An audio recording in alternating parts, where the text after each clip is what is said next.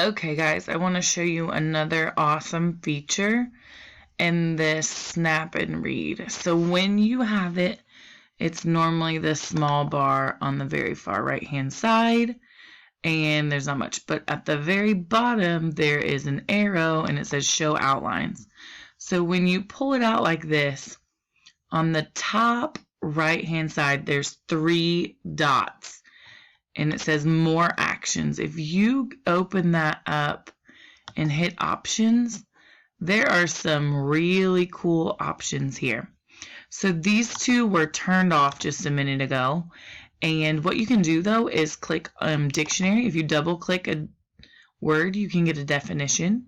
You can also get it translated into Arabic, okay?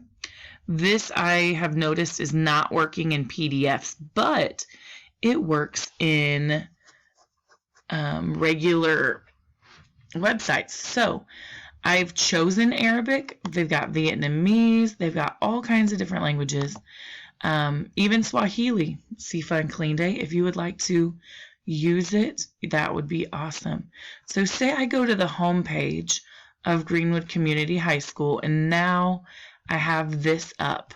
Okay, I'm going to minimize it, but I'm going to show you that this is the icon we will highlight to translate something into Arabic. And once I highlight that, that turns everything into Arabic.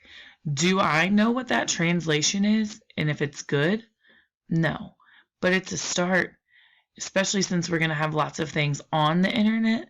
Having an option versus no option for translation is huge. So this tool on Google Chrome called Snap and Read could really make a difference to help you guys read faster and more effectively. And again, as I find out more about it, I'm going to continue making videos to help you guys, okay? But say you wanted Spanish, you can go into those options. Again, make sure you highlight the translate, and then all you've got to do is go find Spanish. Highlight it and go back in, but it's whatever language that you need, okay? Thanks, guys.